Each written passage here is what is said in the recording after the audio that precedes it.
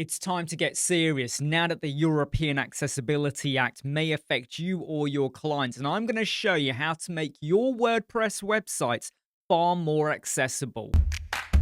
I'm Imran from Web Squadron, and I'm no accessibility expert, but I'm going to show you how to do some really simple things so that your websites are easier to navigate and use for people that have some form of impairment. Now, don't worry, I'm not going to give you a major checklist. We're actually going to do a proper walkthrough. I'm going to add components into an Elementor page. And by the way, it doesn't really matter what page builder you're using. A lot of the things that I'm going to show you here, you could apply to any WordPress website. But we're going to do a proper walkthrough.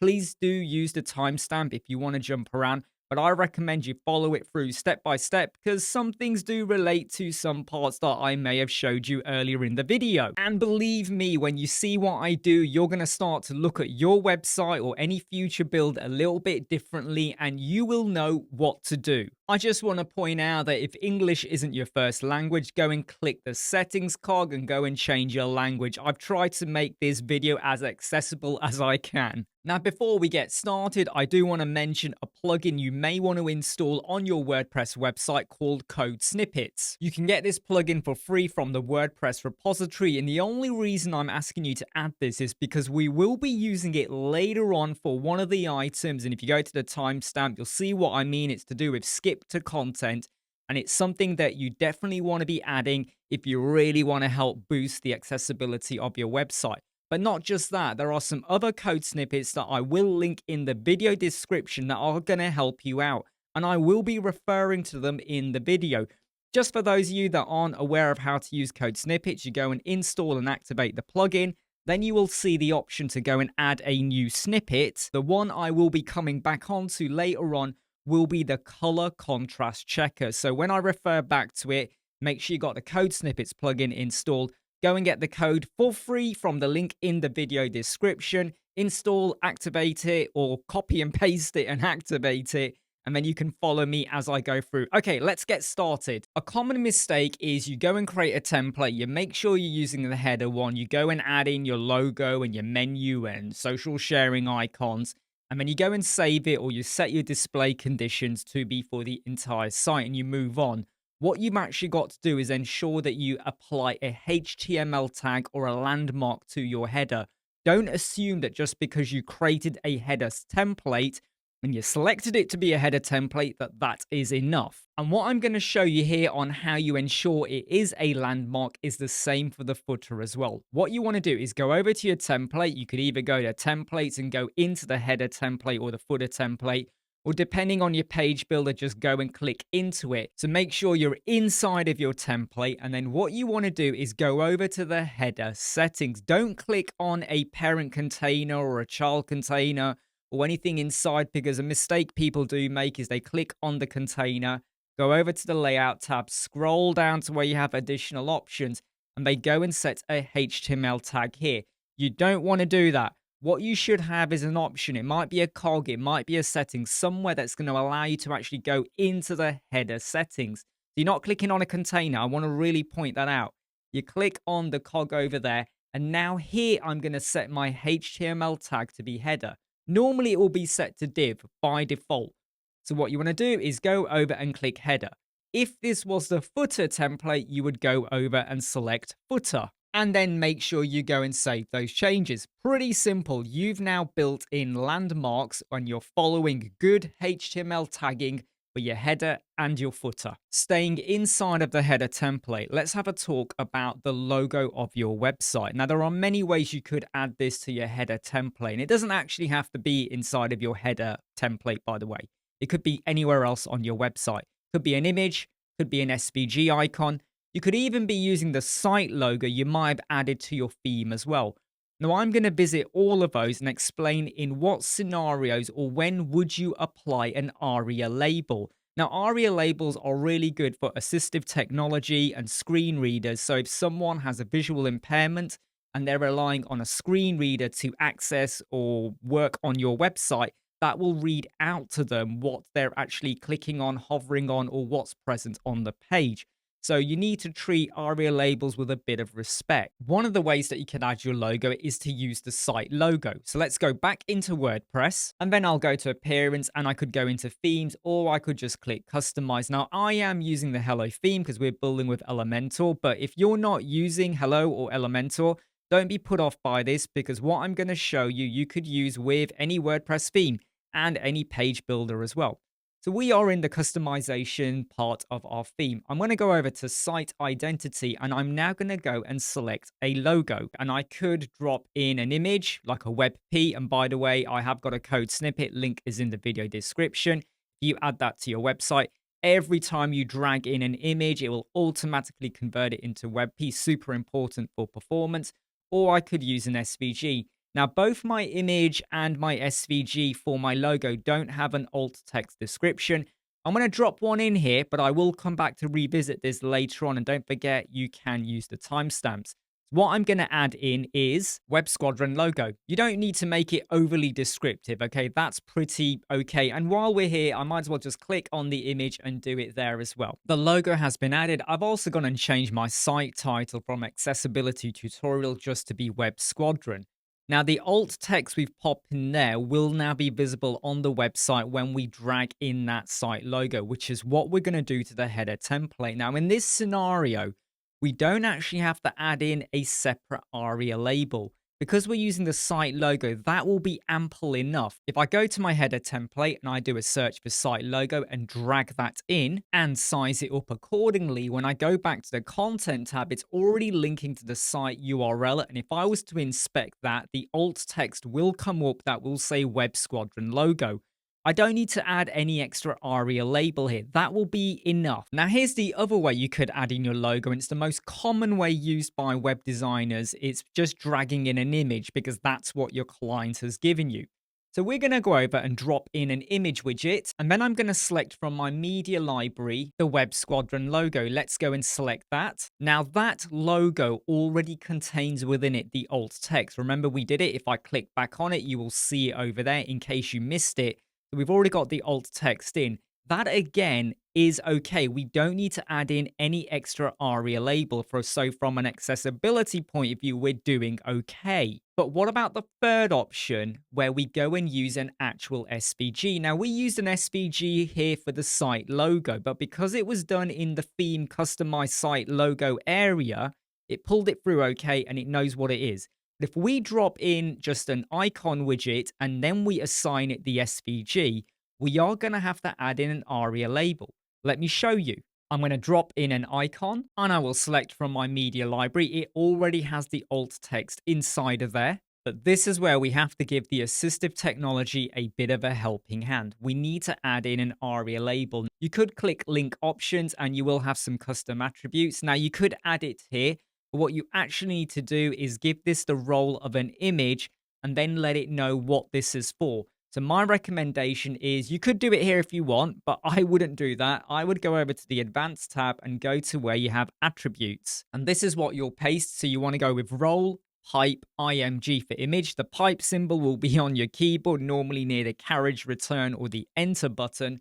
So role, pipe, img, and then underneath that Aria-label. One word with the hyphen in the middle. You have the pipe, and then after that, go and add in, well, I've just put Web Squadron logo. You could just put Web Squadron as well, or Web Squadron logo. I'll leave it up to you. Don't make it overly descriptive. Remember, you want users to be able to flow through the website, so don't make it too complexicated. This will mean that the icon or the SVG element that you've used for your logo can be detected and read by assistive technology. I hope you found that useful, and I'm sorry that I spent so long just looking at the logo. Who knew that you had to put so much thought into it? It's just a logo, for God's sake.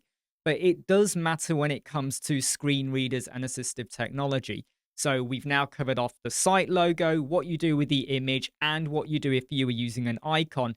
If you take or put this into practice for the rest of your website, when you are now using images or icons, hopefully you're going to have a better understanding of when you have to do a bit more than just using the alt text description that you've added in for your image or your icon. So let's go further, and please don't leave the video at the moment because there's loads more interesting things I'm going to show you, especially when you get towards the end and we get to the skip to content. Let's talk about HTML hierarchy. Think of it like a triangle. Headings give your pages a structure. Think of it like chapters in a storybook. One of the rules you really must stick to is that every page should have at least one H1. Don't care where it is, usually right at the top somewhere. Maybe it's the title of your post or your page or whatever you're describing on that particular page. It must be near the top. After that, you could have more than one H2. After that, you may have H3, H4, and then going all the way down to your paragraphs and your body text. What you need to consider, very important, is that you don't kind of mix it up. So you don't go from H1 to H2 to H5 to H3 to H6 to H4. You got to think in a structured manner. And also, you need to try and ensure that your headings have a purpose. So, like I just said, your H1 might be the title of the page or of the post or a services. Your H2 will actually be a new section. So if you've got a page and you might have, say, 10 sections in there, right at the top when you have your impact headline, that might be a H1. And then underneath that, you might have a subheadline or a subheading. That might be a H2. And then further down, you might have a section which is about your services. That will also start with a H2. And then further down, you might have a section that's called About Me. That can also be a H2. Because each time you are now talking about a different aspect of your page, make them be a H2. But inside of those particular sections or further on connected to those sections might be child containers. If you now go into a bit more detail, that's when you would go into a H3. So imagine you got a section called services. That's your H2 title or heading. And then within there, you're going to say web design, branding, makeover, SEO. Each one of them could be your H3. And then within them, you may have something else, maybe that goes down another level. That could be your H4. Don't think that you've got to have H1, H2, H3 all the way down to H6. You can just do a H1 and a H2 and a H3, or even just a H2 and stop there, and then have some text going on. You don't have to have every single one of them. Now, SEO tools will probably give you a green tick if you do have, a range of them, but it's not the be all and end all there. Just make sure you're structuring it really well because this does help screen readers. Because you're probably thinking, what has this got to do with accessibility? Assistive technology will understand your page a lot better, especially if someone is trying to navigate it, because the H1 kind of says, what is the point of this page? The H2 will then explain to them, well, here's the different sections. And then the H3s inside are like the next level, but it relates to that section. And then the H4 relates to that section as well, but it's now a sub-level of the H3. Can you see how we have these structures? So when you're building your web page, just make sure you go over to your heading, go to your HTML tag and select the correct one. Let's have a talk about color contrast because with accessibility, the European Accessibility Act, and many other acts out there, we need to ensure that we hit the WCAG 2.1 AA standard. Now, that's going to sound like gobbledygook, but if you do a search online or go and look at online tools, you'll find a lot of interactive ones that you could use to ensure that you have good contrast with your colors. But you do have to take into account the size of your font because the standards you have to hit can change whether you have small font or big font or even if it's in bold. Now, there is a code snippet, link is in the video description. And if you go and add that to your code snippet and activate it, you will get a color contrast tool added to your WordPress. So you go over to settings and you will see contrast checker. Go and click that. And this is what you get for free. This is inside of your WordPress website. And it just means that if you're working with a client and suddenly you want to try out a different color, are you going to hit the AA standard? Now, we do have the AAA standard as well. If you hit that, fantastic. But you just want to ensure you hit the AA standard. Now, when you're using like a white background color with black text, you are pretty much going to be hitting all the standards. If you were to swap it the other way around, so your background was now black and you had white font color, again, you would hit the standard. But I'm going to be using some colors that I am using on this actual tutorial and just show you how you can ensure your colors are hitting the AA standard. I'm going to click on this color and I'm going to enter in a hex code, or I could drag this around as well to pick a particular color. And I'm using this pinkish red color, and straight away it's telling me that I am not compliant. The ratio is not high enough. But that's because it's basing it on a 16 pixel font. What if I was to go and increase this to be 28? Now I am compliant for AA. So this is where your font size does play a part. Sometimes people just base it on the color. Maybe you've got a heading and you do want to use that color because the client or your business is dependent on that branding style. As long as your style is, say, 28, you're okay. And if I start to shrink it down, at some point, I hit 23 pixels. So when I was 24 pixel or above, it was okay. And you can see a preview of it over here. That's another really neat feature of this particular page. Whatever colors you set here will be visible here as well. So what do I do if my text is going to be 16 pixels and I do want to use that color, but it's just not compliant? Down here, we are told about other colors we could use. So it's telling me that if I change my background color to be this, then I will be okay. But I just want to leave it on white. So instead, I'm going to pick up this particular hex code over here. I will paste it in, and now I am compliant to AA standard. So this will now give you suggestions for AA, AAA, foreground, and background. However, did you notice that in my header template, I actually had a gray background? It was a very pale gray. Let's go and pop that into the equation as well. Let's click the background color. So I've used F4, F4, F4, and you can now see the colors are no longer compliant. And this is where I could make it be a much lighter gray. That's almost close to white, so I'm not going to do that. Or I could use this different color. So I'm going to pick this up, go over to where I have my select color, and I'm going to change that. So I've used a slightly different color, which still is kind of pinkish red. It is a little bit darker, but it now means against the F4, F4 background, I will now be compliant. What you want to then do is copy those values over to your global colors, your site settings, your custom CSS, your style sheet, wherever you've got that. And when you use those colors on your website, like our header template, we will now be WCAG 2.1 AA compliant. And that's exactly what I've done here. But I do want to make a point that that was the original color and this is what it is now. And you can see there is quite a bit of a difference. So you're going to have that conversation with either you, your team, or your client. But when I go back over to my page and the header template, when I hover, that red color or pinkish red or the refined one is what is being used to say this is an active page, or when you're hovering, that is now compliant. If I'd used my FF0050 color, the original one, that would not be compliant. Let's have a talk about buttons. Let's add one to our page. I've increased the font size so you can see it better in this tutorial, but rather than having the word click here, which is not very descriptive, let's go and change it to make it make more sense. I've changed it to join the new course. You could have something like download brochure, contact me for more details, see our services. Click here, read more are not very descriptive. You could argue that read more is descriptive, but click here definitely isn't. Because the label of this button is visible, there's no need for us to add in an additional Aria-Label. That is enough. Assistive technology and screen readers will be able to pick that up and read it for the user, so they know what it does. But what if there was no text and you had an icon instead? And what I'm going to show you is the same with whether you use an icon or if you just had an icon on the button. So for this example, let's get rid of the text and we'll just drop in an arrow as an icon. And like I said, what I'm going to show you is the same as if we had added in an icon or an SVG element.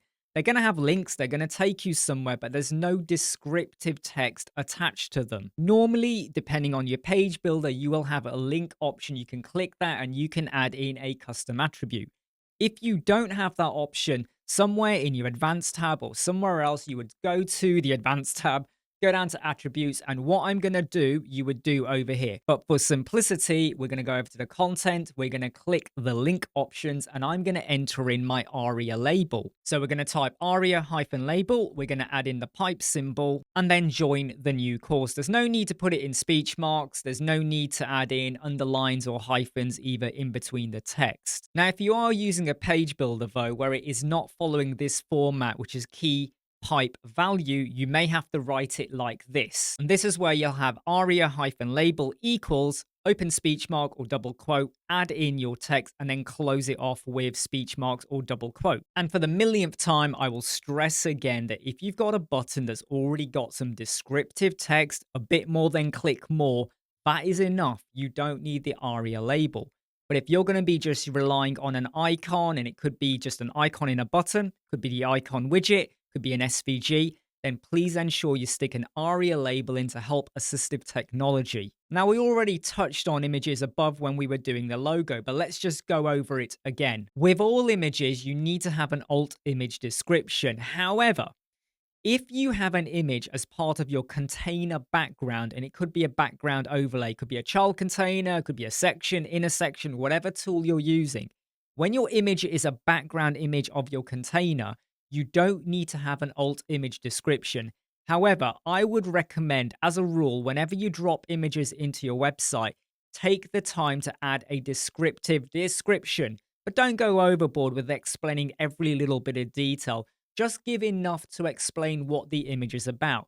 We've got an image over here, and I've called it two cats peeping out of a box. Could have been peeing in a box, but peeping out of a box. And that will be enough for assistive technology. No need to add in a separate Aria label or anything like that. The alt image description text is enough. If you're keeping up so far, well done. But hey, if you want to learn more about CSS or how to build your Elementor websites in an efficient, methodical manner and how to win business with your clients, go and check out our guides and courses. Links are in the video description. Please hit the like button. If you do want to share the video, click the share button below the video. It's really, really important. And please do leave a comment as well. It all matters. Now, I've already discussed when using Aria labels with buttons does become important. But what about if the button isn't actually a button in the way we think of buttons? What if it's an add to cart button? Or maybe it's a button that opens up a pop-up. The best bit of advice, which I hope you've kind of worked out now based on what we've done before, is that if the button, whether it's an add to cart, whether it's a pop-up button, if it is descriptive enough, you won't need to add in an Aria label. If not, that's when you would. Let me show you a couple of examples. Inside of Elementor, I'm going to type in add, and I'm going to add in the add to cart widget. In this scenario, it's pretty obvious what it's for. So because it's descriptive enough, I don't need to add an Aria label in. But if there was no text and we now just had an icon, and by the way, you could again just use an icon or an SVG element, and then you could go and click the dynamic tag and make that be an add to cart. And then you would say that this would have added this particular product to your cart. You can still do that. But if you were just using an icon, that is not going to be enough for assistive technology. And this is where an Aria label will be needed. Now, we don't have the dynamic tag option available depending on what widget or element you're using. But like I said previously, don't worry about that. Go over to the Advanced tab. Go to where you have attributes, add aria-label, go and add your pipe symbol, and then I've written add CSS course to cart. That is now going to be enough for a screen reader.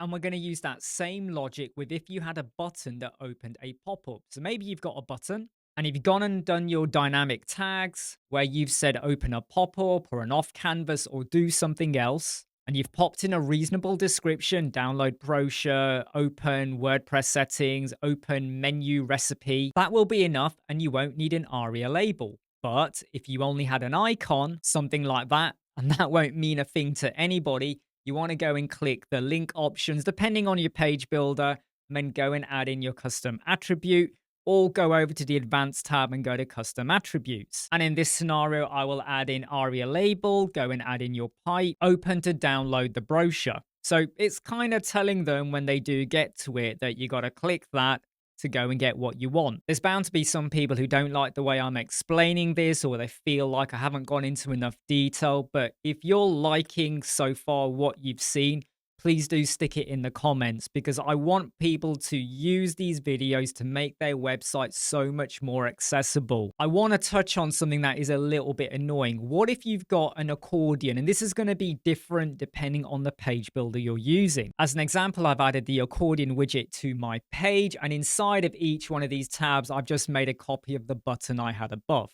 Now, if I go and preview this, and if I tab to the accordion so it's now highlighted, I'm going to show you a problem. Now, by the way, we are going to revisit the tabs later on when we get to skip to content Tabbing is a way that people who aren't able to use mice or mouses can move around and navigate between your website.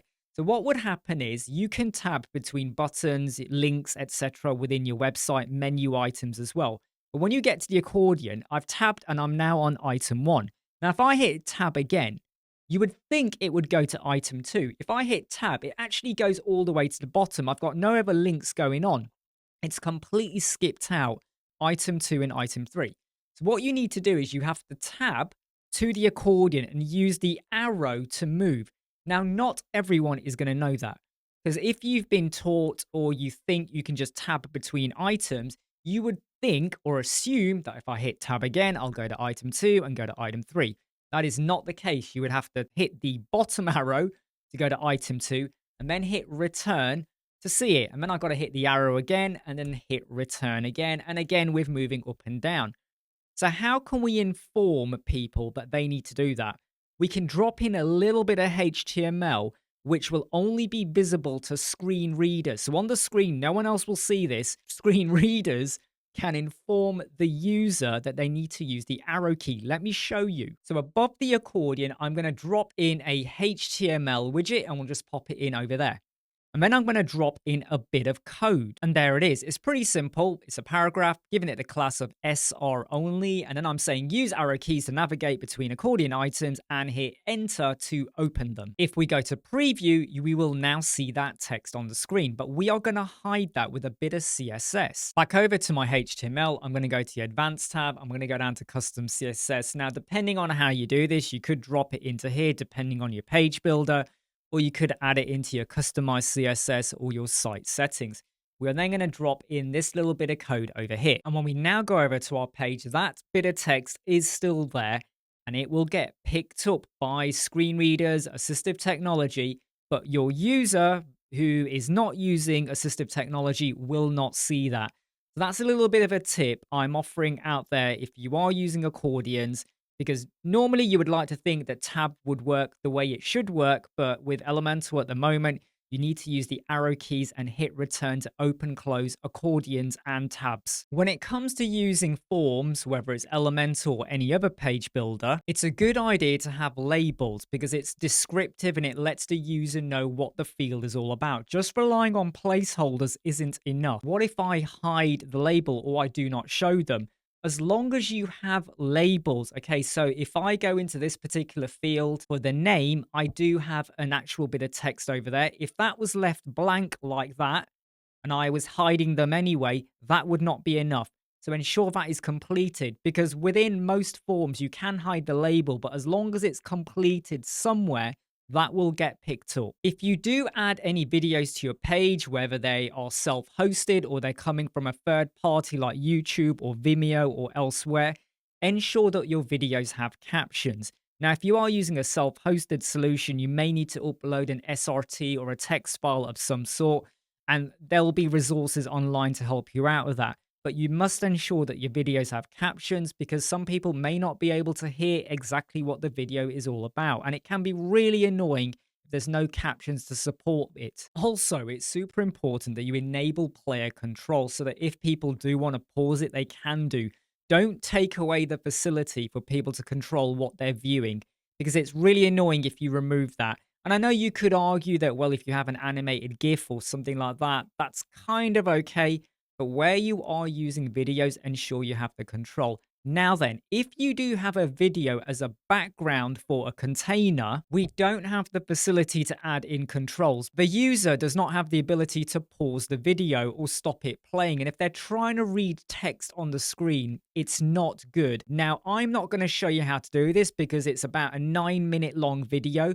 But there is a link in the video description which shows you 2 different ways of how you can add a pause button onto your video. I really feel like you must consider that if you really want to hit the gold standard for accessibility. We've come to the final thing that I want to talk about, which is skip to content. And there is something that works with Elementor, and then sometimes it doesn't actually work. And it's actually not that difficult to sort out with a little bit of code. And again, don't be afraid. The code I'm giving you and every bit of code I've shared so far, the links for them are in the video description so you can copy and paste. So let me show you what the skip to content is all about. And here we are on my amazing homepage. Now, some people are not going to be using a mouse to navigate the website. They may be using a keyboard to tab.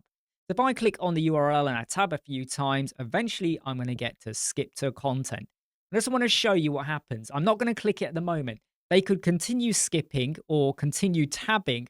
And what will happen is they will go through everything or every item, which is like a menu item, anything that is a link. And what they'll usually get is like a focus outline. Now, there are ways to control and mess around with that, and you can increase that. It all depends on your page builder. But as I tab, can you see that the different buttons are highlighting one by one? But let's go back to the top for a moment. And let me show you that skip to content. What was the point of that? We have a header template. Now, that header template is about 10 VH. It's 10% of the screen, okay? What if it was like 100 VH? What if you had a super duper massive header template with like a huge mega menu in there or something? When you hit skip to content, watch what happens. It will now skip the header template. It skips all of that and takes us to the first item or the main part of the page because some HTML landmarks are being used. So from what I've just shown you, it worked perfectly fine. But there is a flaw with how this skip to content works. So when you have your page type set as default, it will work. And for anyone that is unfamiliar with this is the same for your posts as well. When you go to quick edit, and you can usually do it within the page as well, you have options for selecting your template. Default, elemental canvas, which means you have no header or footer. Elemental full width, which is kind of like default, but stretches everything out to be full width. And you have theme as well. Now, depending on what you pick, the skip to content will or will not work. So we know that if you're on a default template, and 99% of the time, you probably will be using default template anyway, it works. If I now go to my canvas page, we don't have the header and the footer. So if I now click into the URL and I hit tab, I don't get the skip to content. Now, that isn't a complete real problem really, because we don't need to skip. I can still move around all of the other items where I have buttons or links, etc., menu items if they were on the page, but it's not a complete showstopper because the header's not there. But if I go to the full width page, which again looks kind of the same, and this time we do have the header and the footer. By the way, I have not got a footer on this page, but if there was, you would have seen it. If I now tab again, I do get the skip to content. If I click it, nothing happens because the landmark tag for main and the content is not visible, or it's not present if you're using full width. So on default, it would work, skip to content. Canvas, well, you don't really have it anyway because you don't have a header and you're already viewing the content. Full width, you do see skip to content, but when you click it, nothing will happen. Now let's go over to the theme. So remember, you had 4 different options there. Again, if I click into the URL or anywhere at the top and I hit tab, I will get to skip to content. When I click, it does work. So the full width does not work for us at the moment. So bear with me on this. Now then, let's go over to an example post. Imagine you've got images, titles, whatever text you want. If again, I click into the URL and I hit tab again, I will get to skip to content. We do have a header template visible. If I click skip to content, nothing happens. So full width and a single post, it doesn't follow through what the skip to content is meant to do. It's not jumping down. And if your header template was 50% of your screen, they'll keep clicking it based on their keyboard navigation, and they will get very frustrated and they will lose trust in your website. But don't panic. There's a link in the video description. You want to go and add in this code snippet called main content for skipping. I'm just going to show it to you. Just go and copy and paste that in. Go and hit save changes and then click activate. You don't need to revisit every page and go and give them special IDs or special class names or anything like that. Just go and activate this. So let's now do this really quickly. We're on the default page. We hit tab, skip to content. It works absolutely fine. You go to canvas. You wouldn't really need to worry about it because we haven't got a header template. So it's kind of, it's a red herring. Don't worry about the fact you don't get skip to content there. We go to full width. And this is where we had the problem. You now hit tab, you get skipped to content. You now click it, and it now skips to the content. Okay, that code snippet handled it for you. We go to theme, we know it works here and it is still working. And the last part, which was a post, and this could be any post on your website, we now click tab again, we get skipped to content, and let's just hope it works. You click it and it skipped past the header. So if your header was quite big or lengthy, this will now allow you to skip to content. And all of the other tabbing works absolutely fine. Look, it's right now tabbing between social sharing icons. And even though I've not touched on social media icons, anywhere where you have icons, are they descriptive enough? You could argue, well, Facebook icon, of course it is. But is it? If I click that, is it going to share this post on my Facebook or Twitter? Or if I click it, is it going to take me to your Facebook page or your Twitter profile?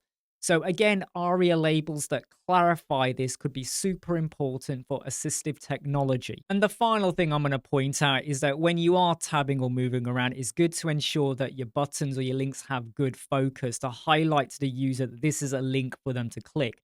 Now, in the future versions of Elementor or already available in some page builders, you have the ability to do the focus. So you can set the width of your border and the colors.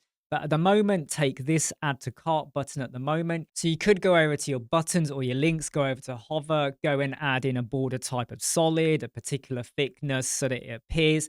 But another slightly better way of doing it is go down to your custom CSS and drop in a little bit of code. You may have a class name for your particular element. Because I do just want to point out that if I don't have that and I've just got a hover, so when you hover over it, you will have an outline. Let me show you what that looks like. When I hover to that button, I get a black outline and you could get away with that. I mean, it kind of works. But if we use the CSS that I've pasted back again and I tab against the button, now I exaggerated it with a very big border there, but can you see how it kind of really puts it out there that this is a button to be clicked? I hope that you have found some of the tips and things that I've shared with you here quite useful. Now, there is another link in the video description where you can use some font clamp calculator to make your fonts scalable, which is really good, you know, to make your fonts responsive between different device resolutions as well. I recommend you go and use that as well. And you could, of course, use accessibility tools as well, like the ones from Elementor or other third-party providers, where you can increase and decrease the contrast, increase the size of text, etc. But when it comes to working on your current website or your clients, or even building a brand new website, I hope that you can take some of the things I've shared here with when do you and do you not use ARIA labels, how can you ensure your color contrasts are looking okay, and how can you help people who are using assistive technology or screen readers?